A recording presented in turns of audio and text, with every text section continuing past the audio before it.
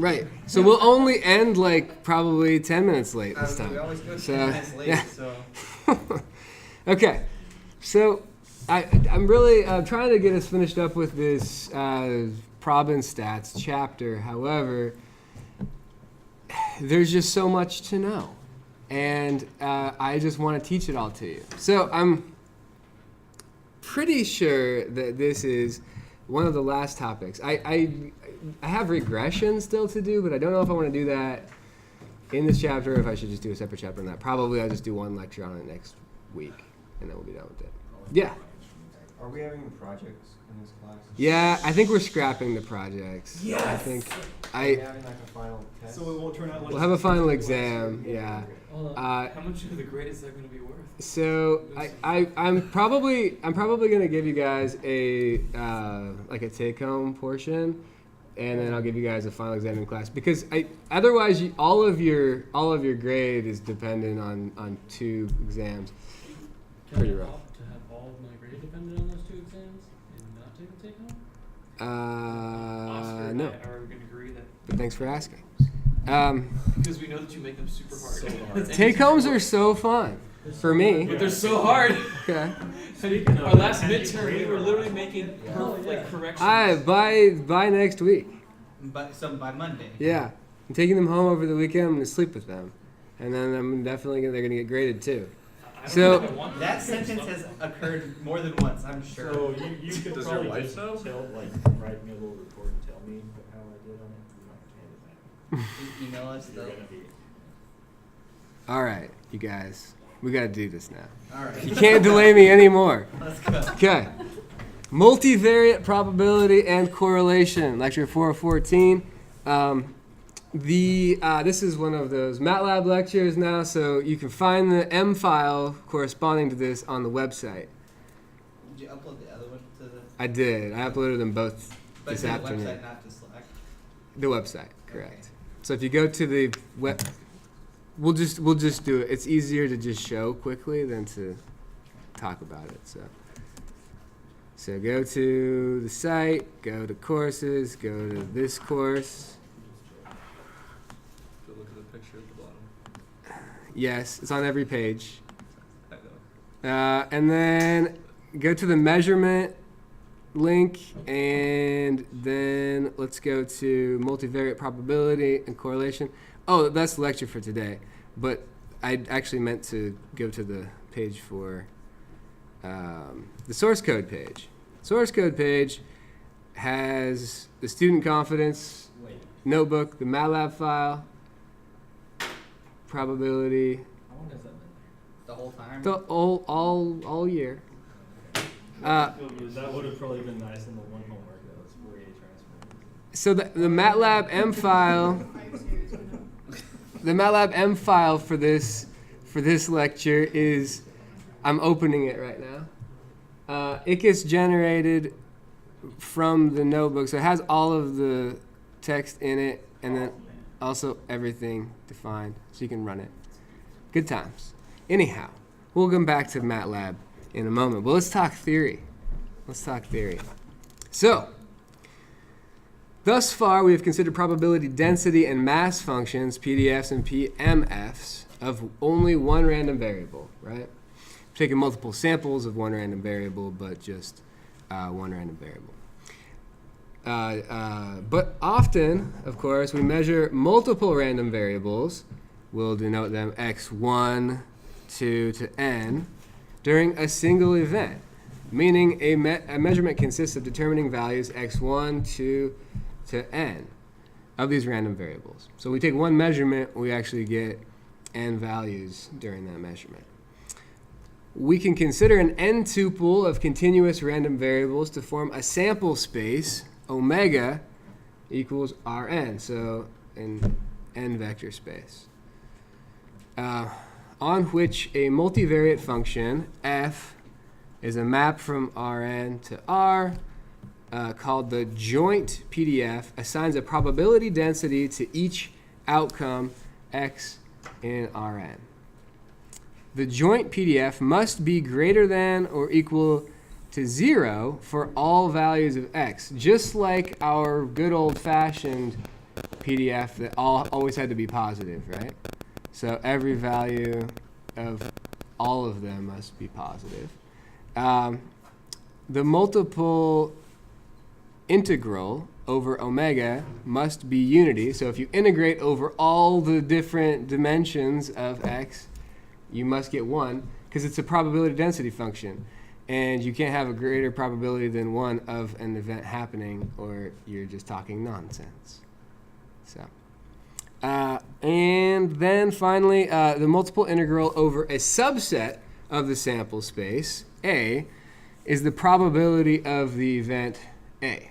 Just like with the 1D case, with one variable, but multivariable. How many of y'all taking vector calc? Helping you out right now. That's good. Yeah. You guys are like, I don't like this RN stuff, though. Linear Yeah. Linear algebra. What? Don't worry. As much theory as I like to discuss here, we're going to get into some Matlab soon, and you'll be much happier. So we can consider an n-tuple of discrete random variables. Notice up here we were doing continuous. You may have missed that one word out of that paragraph, but it was a pretty important word. For some reason, Your pen stroke. Is there a setting you can always fix it? yes, I had it all worked out, and then I lost my settings. Oh god, I have to even open my brush library. I had all this worked out before, and then you guys, I had my hard drive, no, my motherboard crashed, and so I had to reinstall everything from scratch. I had most of my data files, but I didn't have the settings file, and I lost it. It's pretty brutal. I don't recommend it. I had written a whole script for it and What everything. computer was this again? It's this one, but it had a motherboard So that went bad, so I had to get it replaced. Yeah, that was in the middle of the spring semester last year. That was a hectic time. We were stressed. We remember, because you're using your wives. me and the other selves that split off at that point. Okay, so we can consider an n-tuple of discrete, now, random variables to form a sample space. So n0 means the natural numbers, including 0. Okay, so 0, 1, 2, 3, 4. Positive integers and 0. To the n, so just like r to the rn, but with integers, on which a multivariate function f maps to a real number called the joint PMF, the joint probability mass function, assigns a probability to each outcome x in that space. So essentially, our sample space can be discrete, and we still can have a function on it that maps to some probability density function, right? Or that maps to some probability density. The joint PMF must be greater than or equal to 0 for all x. The multiple sum, so instead of multiple integral, we have multiple sum over omega, must be unity, and the multiple sum over a subset of the sample space A is the probability of the event A. Just like with 1D, but now multi-dimensions. Instead of adding up all of the columns in your PMF in one dimension, now you add up all the columns in a multi-dimensional space. So for each column corresponds to point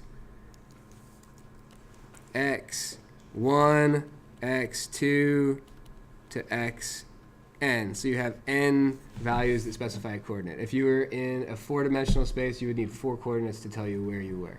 The probability of that event occurring in a PMF is the value of its probability mass function evaluated at that coordinate. So same stuff, just more dimensions. And I refrained from writing multi-integrals and multi-integrals and multi-sums because I thought that was just kind of scary, guys. So I just didn't do it.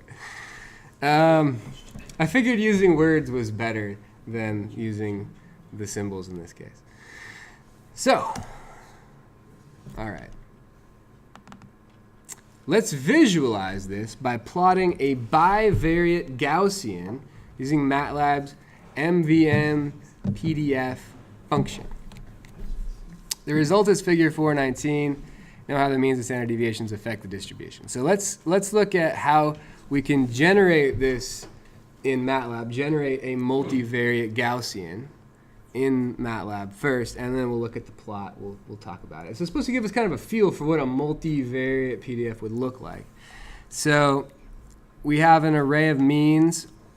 We have an array. So this is the covariance array. We're going to talk more about the covariance array in a moment, but suffice it to say, this is just like the variance, but for multiple variables. Okay. Is this? I create an array of values, and I got kind of fancy with it. I said, oh, from the low, take the mean 1 associated with this value, add 5 standard deviations to it, subtract 5 standard deviations, and give me 50 points in between. I knew that that would give me about the right window to plot in. 5 standard deviations away from the mean is usually, like, you get most of your Gaussian inside of that. So I used that fact. But really, all of this was just generate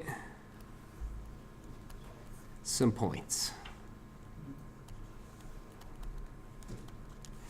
And then, so this is the values of x1 and the values of x2.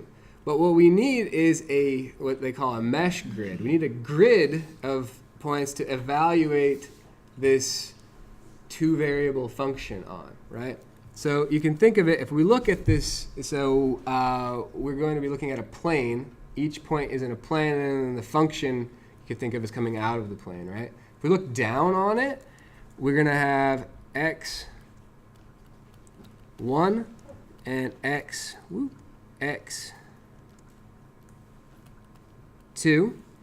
And we just specified an array right here of all these values. What are these values going to be? Great. But we need to evaluate this function, this probability density function, not just along those axes, but we need to also evaluate it at these intermediate points too. So out here in the space, right? So there's a whole grid out here that we need to specify them in. So we need to have points generated for all of this. And Matlab has a really nice function to do that. You give it the 2-axis arrays, and it generates all the points in between, throughout the space. So that's what we're using mesh grid to do. Mesh grid freaks people out. There's no need to be confused. It's really not doing that much besides just filling in a bunch of points. And then you hand that to MVN PDF. You give it your means and your sigma, which is the covariance matrix that we defined before. Reshaping it is just for convenience with the surf plot. And these values are essentially what the function is evaluated to at each value of x1 and x2. Okay? So we just plot it. I use interpreter LaTeX because I'm fancy like that. And we get this. What I have to say is a beautiful plot. It's real nice. It's real nice. I like this plot. So x1 and x2, we see that it's a little hard in multiple variables to see, but if we try to follow this line through here, the mean of x1 is 10, and that goes about through the center of this. I actually don't like these surf plots. They're kind of garbage because you have to look at it from 3D perspective, and you can't really get much feel for it. They just look cool, and that's why I put it in here because it looks cool. You can rotate them. You can, but when you present it in a 2D setting, it's not that great. So I really prefer a contour plot to this, but contour plots aren't as sexy. People don't like them as much, so whatever. And then x2, notice that the mean was 20, and so that runs right through the center of this curve that we've got, this bump. And so notice that the function of x1 and x2, the probability density function, the bivariate Gaussian PDF, has a value at each x1 and x2. Most of those values are 0, right?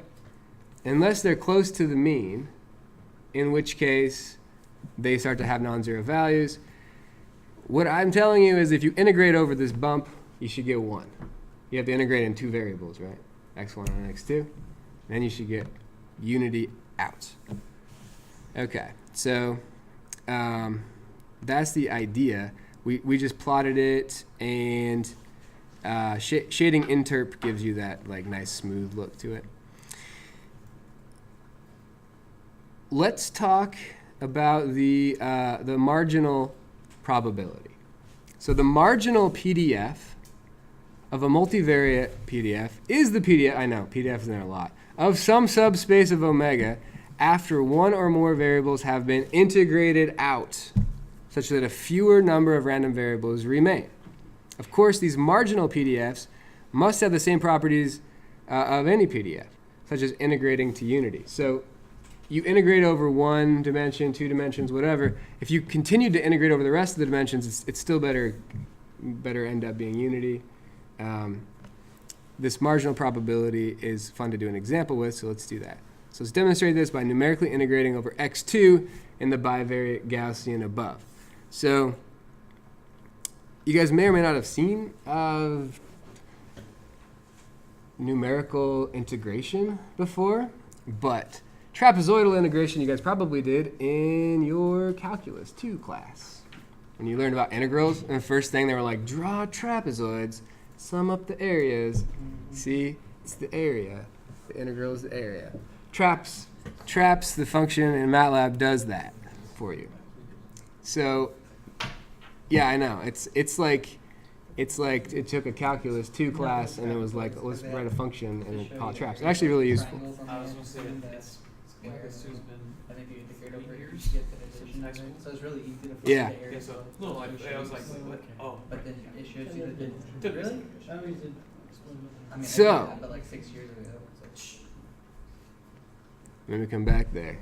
He's explaining like, I was explaining him about I don't know. I'm just kidding. You know, I'm never gonna say anything about him. He's wearing the same cool flannel as me, so you know, we're good. Give him mad respect for Tuesday. Yeah. I think it lowers both of you. Yeah. Traps. So traps, what you do is you hand it. You can hand it just the function without the. So you can hand it the y values without the x values if you want, and it assumes x values of unit spacing, and you can scale it, or you can hand it the x vector, which is a little easier. So what we do is we take this f, which let's go back and look at what f was. F was this array that we had of these values. So f is what's being plotted here. F is a bunch of these points in a grid. Okay? And we're going to integrate that over the second dimension. Why the second dimension? Because we're integrating over x2.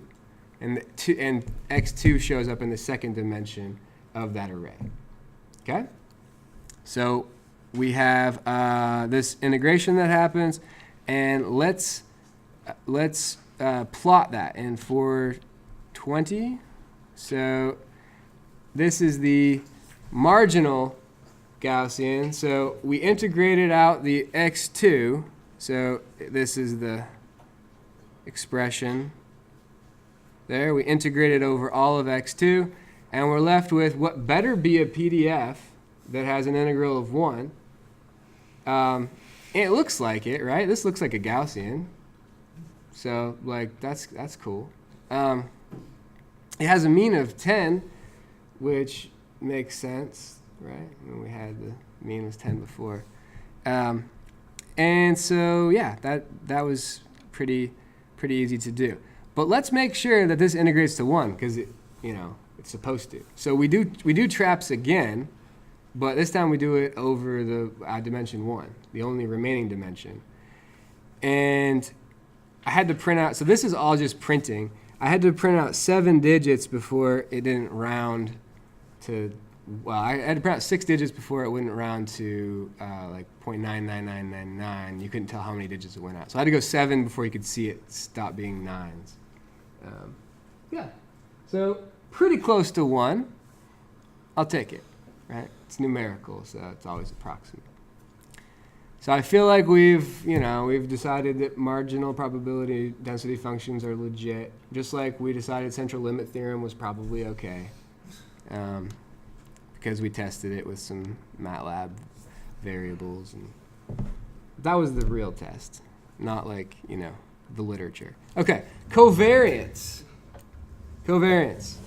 Now, very often, especially in machine learning and artificial intelligence applications, the question about two random variables, x and y, is how do they co-vary? How do they vary together? Okay? That is, what is their covariance? Which is defined as, and then we've got our first blank spot to fill in, and of course I'm like way behind on my notes, because I always am. Aha!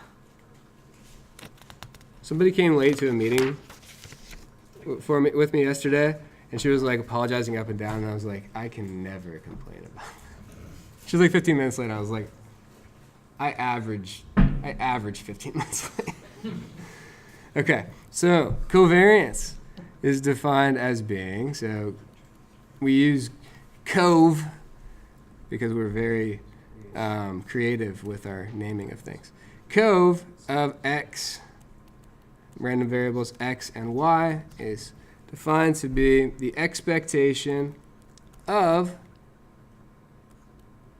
x minus its population mean. So x minus the population mean, y minus the population mean for y. So this is equal to, this is the definition, so maybe I'll do 3. Or is there? This is also equal to the expectation of x, y, minus mu x, mu y.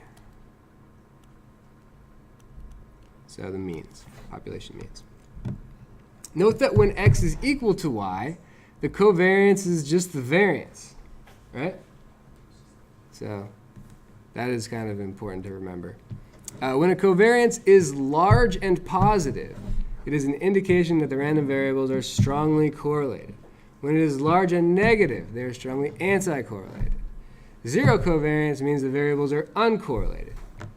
In fact, correlation is defined as the correlation, so once again, very creative, COR of x and y, random variables of x and y, is equal to the covariance of x, y, divided by the standard deviation of each multiplied. So I'm just going to write it as the square root of the variance of x times the variance of y.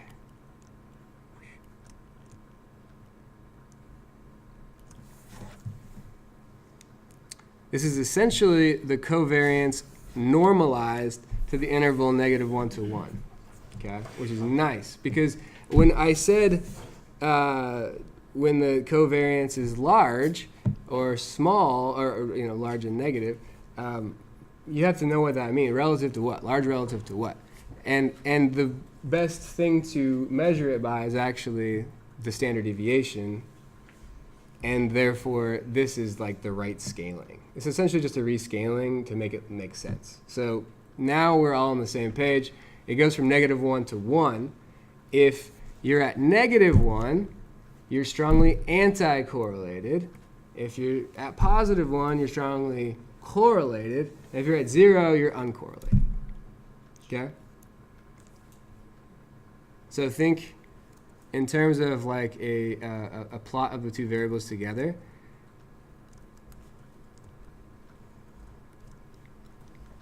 If you had x and y, and this is what your plot looked like, would you be strongly correlated, anti-correlated, or uncorrelated?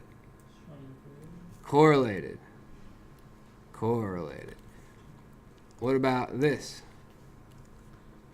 Pirate treasure. Yeah. No. Anti-correlated, right? Because they certainly depend on, or I shouldn't say depend. They certainly have a strong, God, don't want to use the word correlation, but yes, when you change one, the other one changes, right? Clearly there's an association there.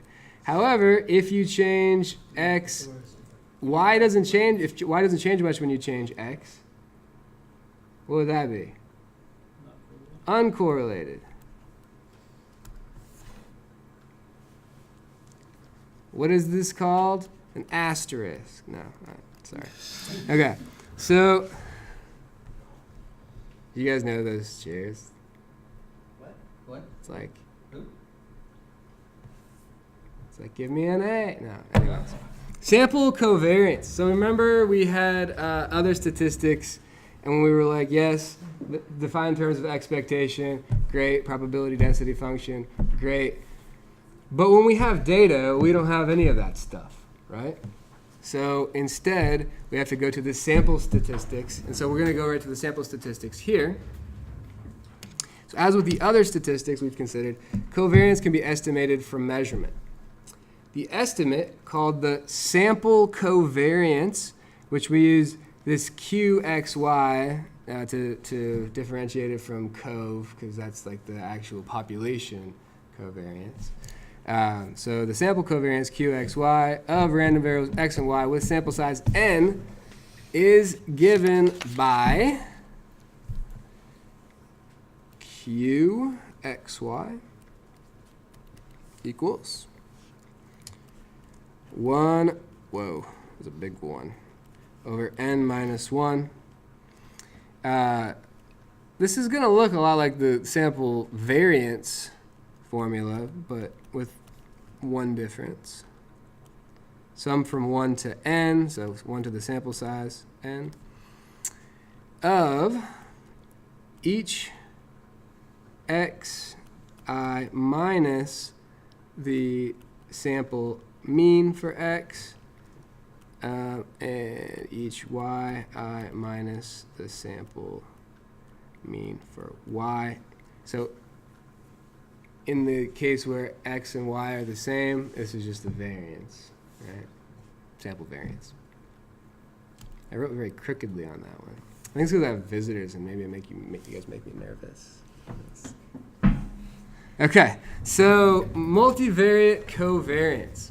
With n random variables, xi, one can compute the covariance of each pair, okay? So you don't put more into the definition of the covariance. Covariance is just the covariance between two random variables, but you can compute that covariance between two random variables for all the different combinations of random variables you have. If you have like 10 random variables, you take 2 at a time, and there's like, you know, a formula you can compute how many there are if you want. But Covariance of covariance, you know, yes, but I'm not going to talk about it. No. Yeah, I know. Disappointing. Disappointing. There's no good, like, meanception was so, it rolled off the tongue. Yeah. Coveception? Not really.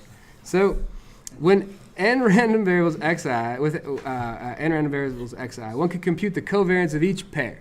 It's common practice to define an n by n matrix of covariances called the covariance matrix sigma, such that the pairs, each pair's covariance, which is cov xi xj, appears in its row-column combination, making it symmetric, as shown below. So we have sigma equals cov of x1 x1. The next entry would be cov of x1 x2 all the way over to cov of x1 xn. Yeah. n.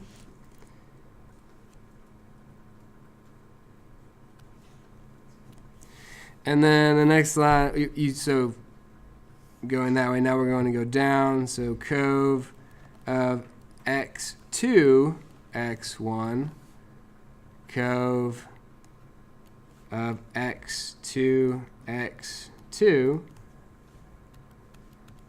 all the way over to cove of x2, xn. Continue that down, continue this diagonally. Diagonally, notice we have the variances showing up, right? The covariance of x1 and x1 is just the variance of x1. So the variances on the diagonal, and then these sometimes called like cross covariances on the off diagonal terms. So down to cove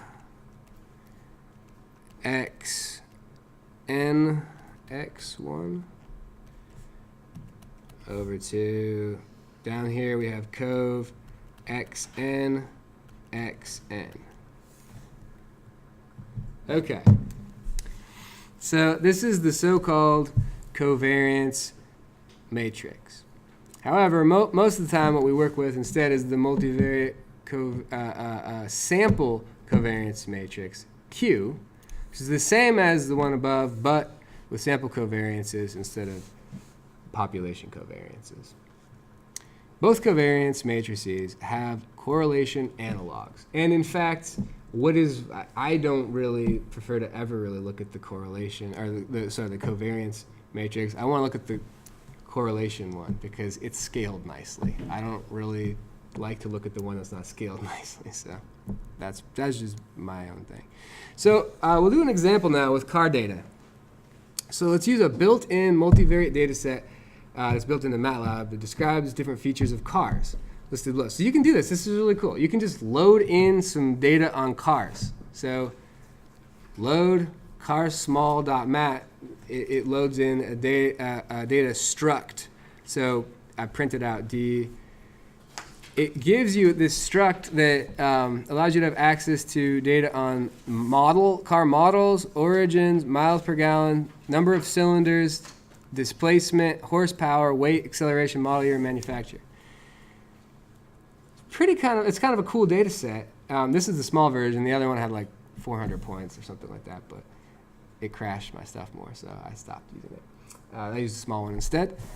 So with this data, some of these variables are going to probably have some correlation associated with them. Like, for instance, I would expect that the weight and the miles per gallon should be correlated somehow, right? Probably. Not necessarily, but I would expect that there's probably something there. And actually, I would expect it specifically to be an anti-correlation, right? Increase the weight, lower miles per gallon. So with this, I loaded it in under the variable D. So you can access any of these arrays by saying D dot whatever this is. So D dot cylinders would get me the array of cylinders associated with each data point. So it's pretty cool. So what I do is compute the sample covariance and correlation matrices first. I define this is a cell array. I'm trying not to say bad things about Matlab right now. In order to access these variables, I created a cell array of all of the different names of the variables in it. So MPG, cylinders, displacement, horsepower. And then what I did was I said, okay, we have n variables. The length of each vector in here is 100. So I want to find that. So the length is d.mpg, which gives me 100. And then I want to pre-allocate a data array. I'm going to essentially pull them into one array that it's an m by n array. So it has the each variable in the columns. Okay. So like MPG is a column, etc. So what I do is I pre-allocate with nans, and then I just as an idiom to make sure that I don't have anything that doesn't get overwritten when I actually write the data. Do a little loop here where I read the data out of the struct and read it into data. Annoyingly, I get these weird things over here with the font when I switch over to Illustrator. But so what I'm saying is all of the rows for the ith column should be the column vector that comes in from the struct. And that's how I call it out.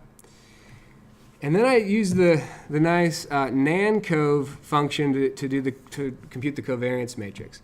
Why didn't I just use the cov function? Thank you for asking.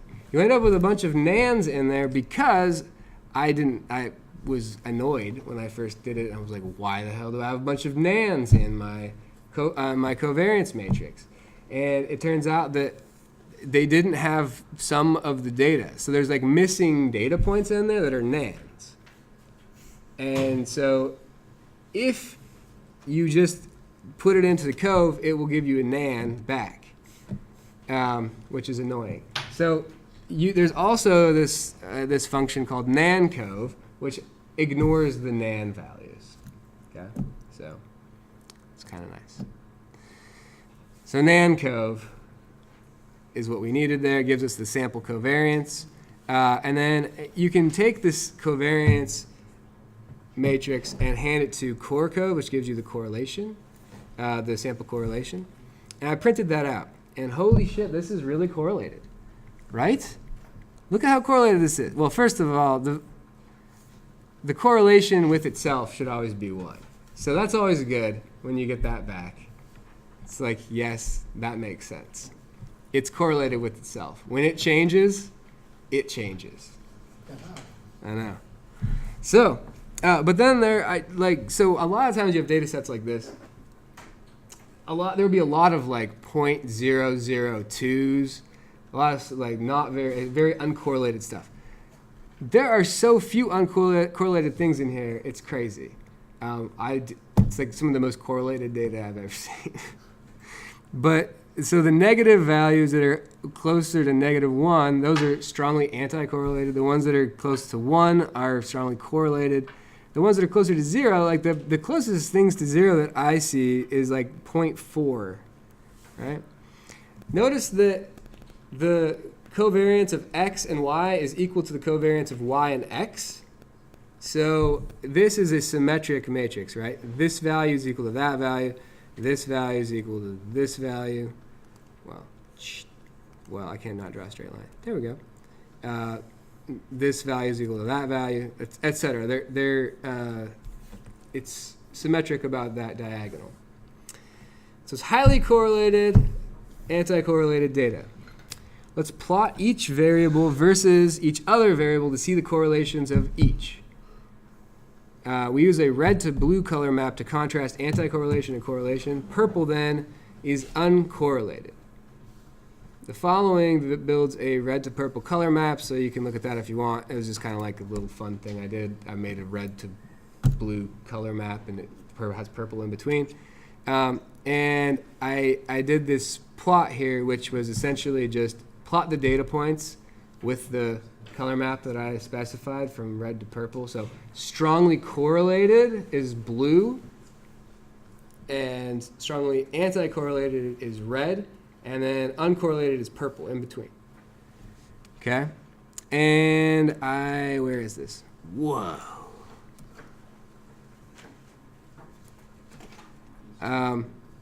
So what are we looking at here? We're looking at the correlations of, so we're looking at the actual data plotted against each other, each vector plotted against each other. And the color depends on the correlation. So everything along the diagonal should be strongly correlated here.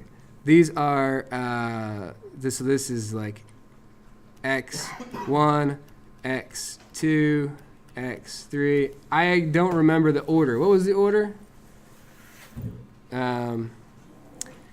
MPG, cylinders, displacement, horsepower. So this is like MPG, cylinders, displacement, horsepower, etc. And then this dimension is MPG, cylinders, displacement, etc. So obviously they're very correlated with each other. Great. That makes sense. And there are certain things that are really anti-correlated. So for instance, what was one I predicted? I said I felt like weight and MPG would be anti-correlated, right? So that's third from the last one. So MPG and weight are strongly anti-correlated, right? The same exact plot, except for flipped, is right here, right? Same color though, same redness, just flipped axes. And let's find the one that I thought was the most uncorrelated was down here, like the 0.4. So there's more purple, right? So we see it. I mean, you can see too, like when it's correlated, it's on a line like this. When it's uncorrelated, it's just kind of like everywhere. Okay. Since we're like going over, I will move on, even though I want to discuss the pretty plots. The last thing to discuss is conditional probability and dependence. Independent variables are uncorrelated. Okay? However, uncorrelated variables may or may not be independent. Right? I know. Those are false statistics. Ice cream sales lead to murder increase rate, like murder rate increase. Right. Yeah. Yeah. Summertime. Yeah. That's great. So therefore, we cannot use correlation alone as a test for independence. For instance, for random variables x and y, where x has some even distribution and y equals x squared, clearly the variables are dependent. If y is equal to x squared, we set it up, it's dependent. Has to be. If you change x, y is specified. If you specify x, you specify y. So they are dependent. However, they're also uncorrelated due to symmetry. And let's actually look at that. So using a uniform distribution from -1 to 1 as your PDF, let's show this with some sampling. So we can compute the correlation for different sample sizes. So what I do is I essentially just use a uniform distribution between -1 and 1, which is this. I just randomly sample it. Then I take the square of it for my y values. So the x values are randomly sampled between -1 and 1, and the y values are squared. So I should probably compute an incremental algorithm. What I did is I said, okay, for different n's, so for different sample sizes from 10 to 500, 100 different sample sizes, do this. So take the next set of random numbers and find the covariance and the correlation coefficient. And I take where is it? I take the 2, 1 value because when I compute the correlation, Q, the correlation matrix is, this is the variance, and then I take this value, which is the so-called cross correlation, or the correlation that I care about. I don't care about the correlation of the variable with itself. I know. And if the correlation of the variable with itself is 1, I already know the answer to that, so I didn't need that. So I wanted this value. So that's why I took the 2, 1, I took the cross correlation. Okay. So the absolute values of the cross correlations are shown in figure 422. So if I take a small sample size, they kind of look correlated, right? I mean, not super correlated, but so with some of these small sample sizes, I get like 0.3 is sort of the max, like a little bit of correlation there. But as I increase the sample size, this correlation shrinks, right? I get up to 500 randomly sampled, it goes to 0. We constructed this totally as dependent variables, and yet their correlation is actually 0. The population correlation is 0. The sample correlation approaches 0. Okay? And that's all. I mean, if we really wanted to estimate this curve better, we should do multiple curves, right? And average them. We should be doing the mean absolute sample correlation as a function of sample size. But also, we only had 7 extra minutes today. Well, I don't know. We could keep going. I feel like most of you just like to hang out anyway, so that's cool. All right. Have a nice weekend.